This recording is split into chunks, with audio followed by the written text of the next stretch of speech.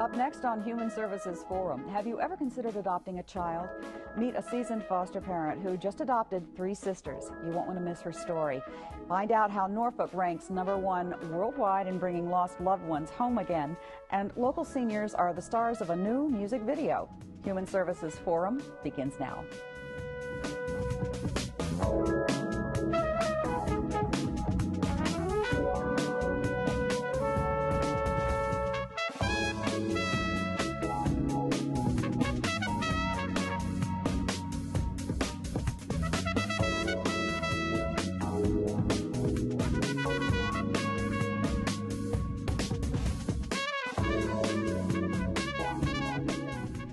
Welcome to the Forum. More than 100 children in the Norfolk foster care system are unable to return to their biological families, but committed members of our community are stepping forward to offer warmth, safety, and stability to these children on a permanent basis. Joining me is Latoya Wilburn. She's a foster care and adoption social worker with the Norfolk Department of Human Services.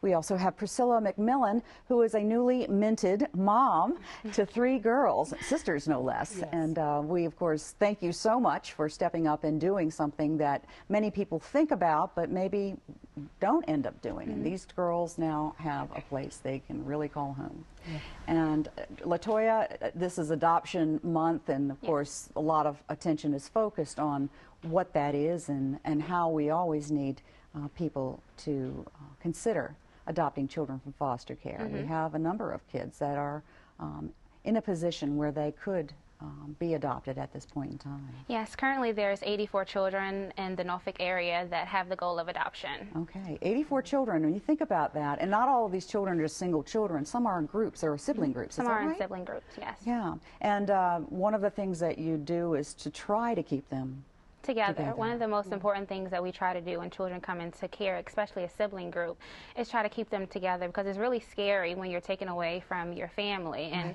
you know, try to put them with a familiar face. Right.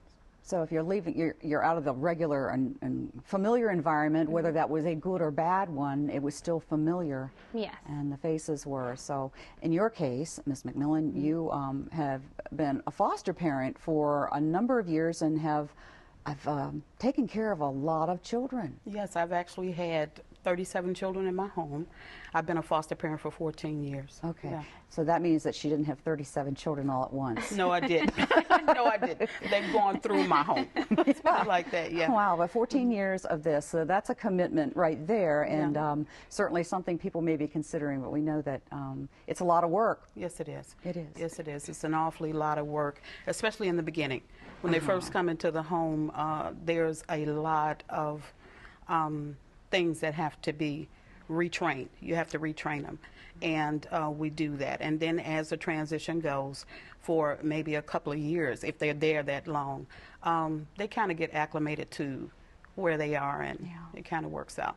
They get into your routine of things, and it kind of works out. Okay, and I know that in every case that the child may end up being returned to the family, so you have to always keep that in mind. That must be very tough for a foster parent. It is. You have to love them, but you have to learn how to love, because there is a strong possibility that they will be returned home. I mean, that's the real goal, for them to be returned home. So you have to learn how to love. You have to love them and know that they do have parents that are going through the rehabilitation process, and once this happens, then they'll be reunited with their family. Okay. She speaks about the goals of foster care, but sometimes that is not possible for a number of very valid reasons. So these children then are in a position to be adopted, either by the foster family who keeps them or by somebody who is interested in adopting a child. What is that process? How many organizations and people are involved in a process like adoption? There are so many people that are involved with the process of the adoption. You have your court services, you have your local agency that's involved, and you also have different agencies that have partnered with Norfolk that are involved, that offer different types of services. So the adoption process is a very long process, and there are so many people that are involved in it to make sure that the process goes smooth. Okay, a long process, of course, is a relative thing. We know that Ms. McMillan, of course, you had these three girls for quite some time, and it was indeed a very long process for you, but now it is about to, or has actually happened. So, phew. So I know. Actually, mine was like 5 years in the long making, and it took 3 years before we actually knew that there was a possibility that these children were going to be going up for adoption. So after the parental rights were terminated, then we started to look being a permanent family.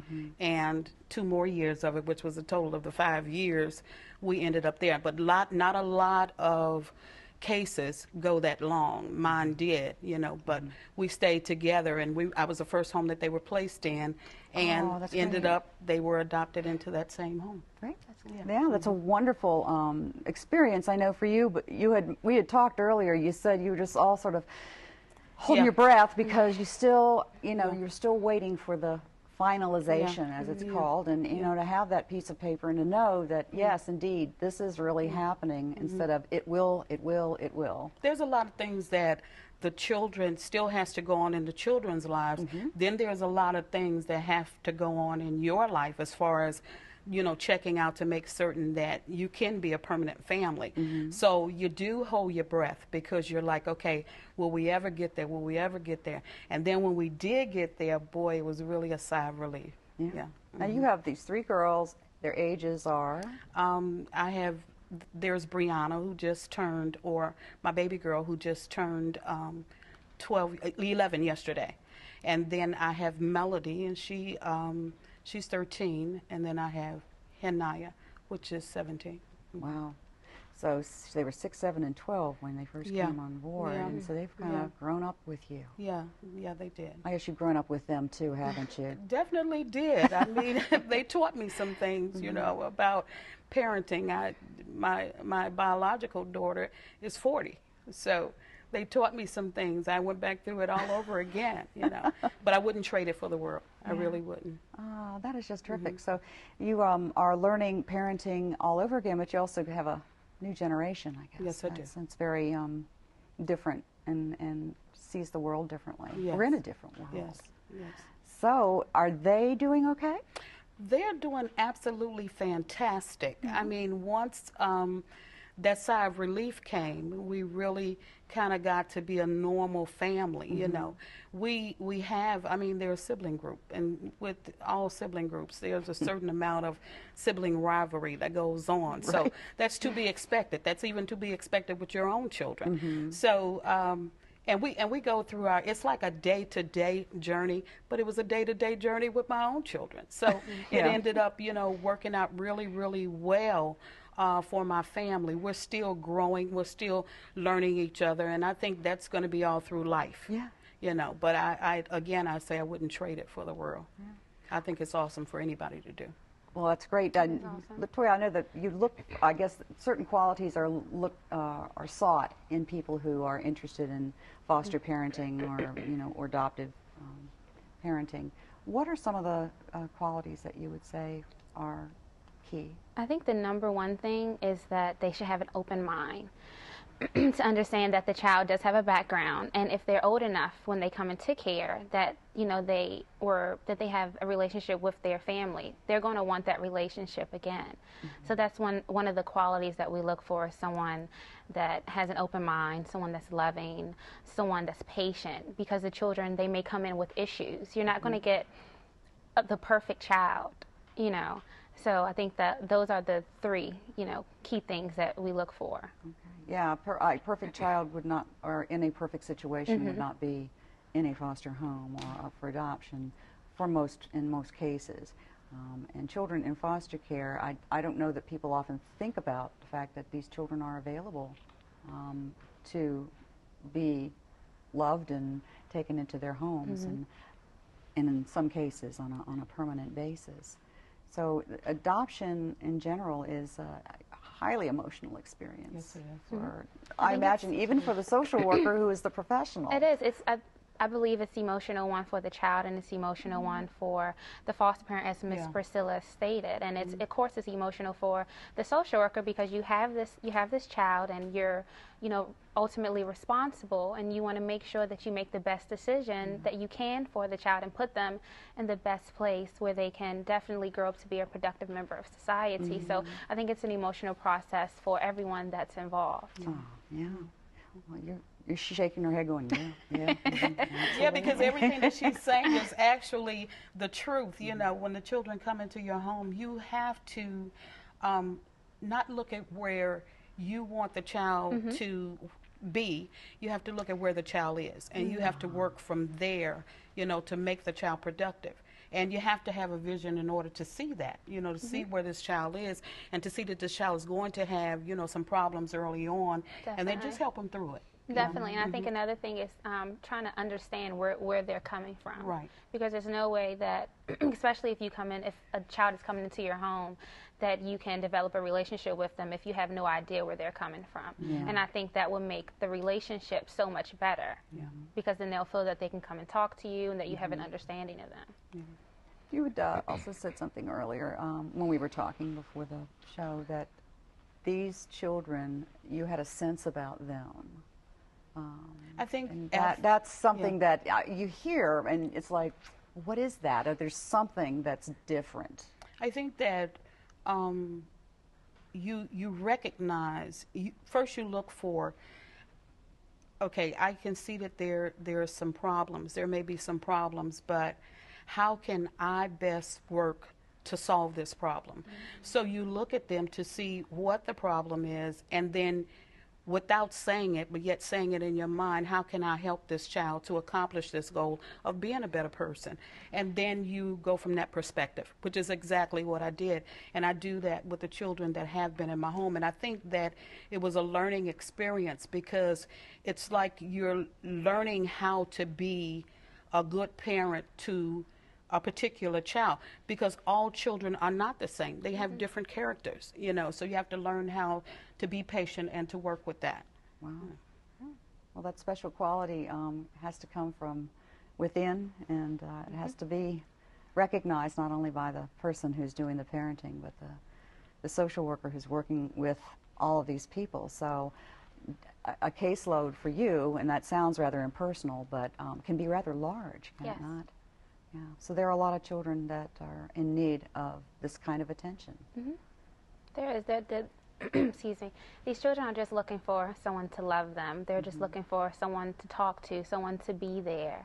That's what they're looking for. That's what all children are looking for. The warmth of, your mother's hug, your father, being able to talk to him being able to take you on your first date. These are the things that these children want, and I think that being a foster parent or adoptive parent is, very serious, and I think that you should take it serious because you're responsible for this child.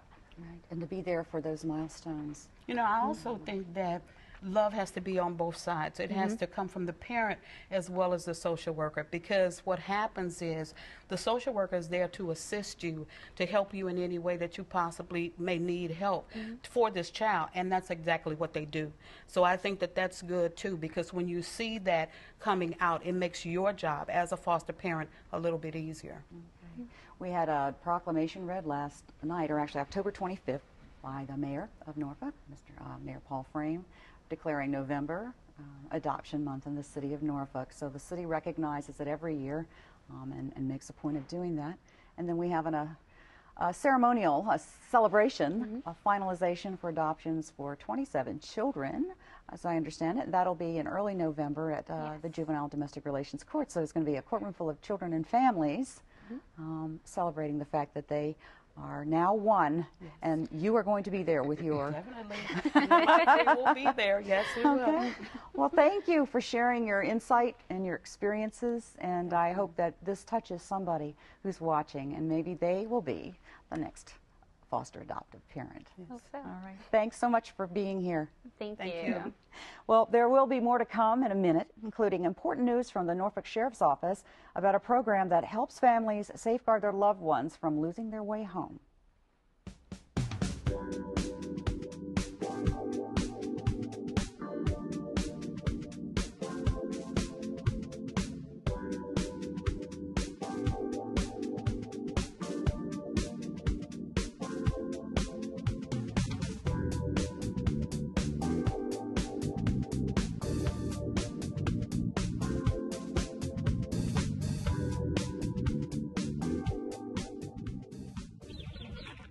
Have you heard? The U.S. Treasury is phasing out paper checks for Social Security, VA, and other federal benefit payments and going electronic.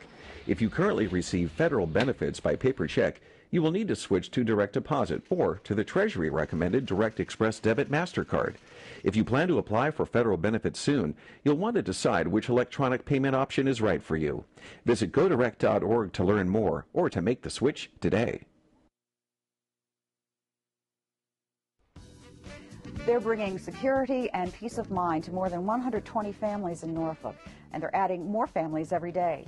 The Norfolk Sheriff's Office, in partnership with Project Lifesaver, is one of 1,000 chapters across the globe that focuses on safety or safe return of a wandering loved one. Paul Balance is the Norfolk Sheriff's Office's coordinator for Project Lifesaver, and Teresa Gravely can speak from personal experience about the service that this program delivers. So I can't think of two better people to really share what this is about and how meaningful it can be. Yes, it is. So thank you for being here. Paul, you've got a pretty big job of just coordinating this program, but people may have heard of it or maybe they haven't. What does Project Lifesaver do? Well, Project Lifesaver is a proactive program using trained individuals with specialized equipment to search for and recover people that have dementia, Alzheimer's, autism, any type of brain injury that would, that they would wander and perhaps not be able to find their ways home. Okay, so having a child, for instance, that is autistic, parents of an autistic child might find something like this helpful. Very, very. We have 19 children on our list right now. Okay, is that becoming more of a trend too? That more children? It is, and it depends on what happens in the community. Mm-hmm. There was an incident in Hampton last month, and folks saw that and started calling, and just opened their eyes to what was going on. Wow. So this is what, electronic tracking? It's actually radio frequency. Okay. Right. They're showing a little bit here, they were, pictures of the device, and they showed it putting on a child. It was on their ankle in this case. Yes. Is that how it works? Well, it depends.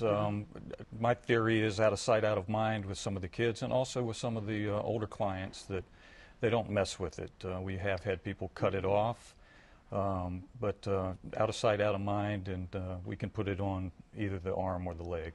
Okay, so how does it work? Essentially, you say you've got this tracking device, so if somebody they call in, the caregiver? Yeah, they have a predetermined number that they call in to our emergency pagers. The transmitter itself has a specific number assigned to it. Okay. They'll call in, we'll get the information, last place seen, how long ago. We'll dial in their transmitter number on our receivers and go to the last place seen, and from there we, with our training, are able to start searching for them at that point. Okay. And how long, on average, does a search generally last? Do you find these people? Oh, it's got a 100% success rate. There has been close to 2,500 searches throughout the existence of the program, not in Norfolk, worldwide. Every one of them have been found. Wow. So. And Ms. Gravely, you are one of those people who can say, yes, I had a loved one found, and this is when you lived in Chesapeake, is that correct? Yes. My father's been on the program for over 2 years, 1 year in Norfolk and over a year in Chesapeake. He did go missing several times in Chesapeake, is how I found out about the program. One of the police officers who was trying to help us locate him suggested the program. But the time that he went missing while he was on the program, we contacted the office. They give you a card of a number to call, and they came right out. They came out in great numbers. They went out. They looked for a little while, a couple of hours it was, because my father had wandered off quite far that time. Wow. But they did retrieve him, and they brought him back home safely. Wow. That must just be a tremendous feeling. It is a wonderful feeling. As I said, he went missing several times before, and my family and I have to all get in our vehicles and go out and look for him and ask for any police assistance. And it's quite a challenge trying to find someone who just wanders off, So when we were able to contact the office and they have the right tools to help us find him, it makes our life a lot easier. And we feel much better now that he has the band on, that we can contact someone who, doesn't have other duties like normal police officers. It's their duty to go out and find people. So makes it a lot easier to have a contact to get in touch with. Right, and a team that's focused on that very That's focused thing. on that, Yeah, what a yes. great support. It is. Paul, does this cost the person anything? In Norfolk, Sheriff McCabe has offered this program for free to the residents of Norfolk. Okay. And what do you need to do if you are interested in getting Well, signed up? there's a phone number, the Project Lifesaver hotline, as I call it, which is 328-2485. Okay. And all they need to do is call that number, and we'll talk to them and Okay. put them on the program. All right, great. That number's up on the screen if you want it. We also have a website for Norfolk Sheriff's Office if you want to check out Project Lifesaver more. These, the Project Lifesaver, you mentioned Norfolk, for instance, and the sheriff here is not charging residents. But each locality or city around here, for the most part, I think has a Project Lifesaver. They do. And Not we're necessarily all fortunate. sheriff's offices, but Yeah. police department, I believe, in Virginia Beach, and- yes. In Portsmouth, it's the police department and the fire department in Portsmouth. Okay. And, Chesapeake. So when we have an issue here that may be, consuming a lot of our time, we've got a great relationship with those in the other jurisdictions, and we'll call them, and they'll come in and help us, and we'll do the same. They'll call us for assistance. So it's a great partnership. You moved from Chesapeake to Norfolk, or you signed up for the Norfolk program after being with the Chesapeake program. Was that difficult to do? Not at all. Not at all. I had a point of contact with the Chesapeake office, and I called her, and she just said, okay, just call Mr. Balance, and he will transfer all your information. I didn't have to take any equipment back. Mr. Balance came out, took the equipment from Chesapeake back with him, and gave him new equipment for Norfolk. So it was just a turnkey operation. Great, great. No problems so at nobody all. had to be So it was hassled. immediate. My father wore the bracelet from Chesapeake, and the day he went to Norfolk, Mr. Balance came right out and replaced it and put him in his program. So With the people that are in need of something like this, the people who wander, we did talk about children and how children who may be autistic or have other types of disabilities which might cause them to be unpredictable in their behavior and wander off, and adults with dementia. Does this program have any unusual types of people that are clients, I guess you might say, that fall outside of that area, or is it generally just the No, we've mentally had clients with traumatic brain injuries, things like that, learning disabled, but usually it's the dementia, autistic, mental retardation, and we have some that have some explosive disorders, they're called, that are not really compliant with their parents or whatever, and will bolt. Oh, okay, okay. So this is something that would aid them. Now, the actual range of something like your electronic tracking, how far does it go? well, Does it the overlap? bench test is a mile, but Okay. what we've come to find, it's usually about a half a mile once we get in the area, and then we're able to draw in on that and zero right in on them. Okay. I guess it would be important, though, that the caregiver be alert to the Yes. fact that that person is not around. And That's soon- correct. Key is that we get notified quickly. Well, I'm sure that's part of the orientation. It is. In this sort of thing. So somebody just would call and say, look, is there anything that they are required to give you or provide you that, Well, that would be what I helpful like to for them hear is know? that there's a fear that they may wander. Once you mention that word, it's kind of a done deal. But as we talk people through this, if the need is there, we're going to supply that need. And indeed they have. they have. Indeed, they have. Thank you for sharing this. It's an important service and It one is. that always needs to be repeated. So we appreciate it. Thank All right, you. Project Lifesaver. Well, on October 6th, the Norfolk Department of Human Services, along with Senior Services Southeastern Virginia, held their 5th annual conference on senior issues. It's called Aging in Place, Creating Livable Communities. This year, it went regional. Close to 300 professionals and citizens from throughout Southampton Roads attended this day-long event, which featured the new regional Older Dominion Partnership, new technology for caregivers, the transportation of the future, compelling, presentations, and breakdancing. I'm not really sure that's what it is, but we're going to leave you with a musical review of this year's conference. Bye.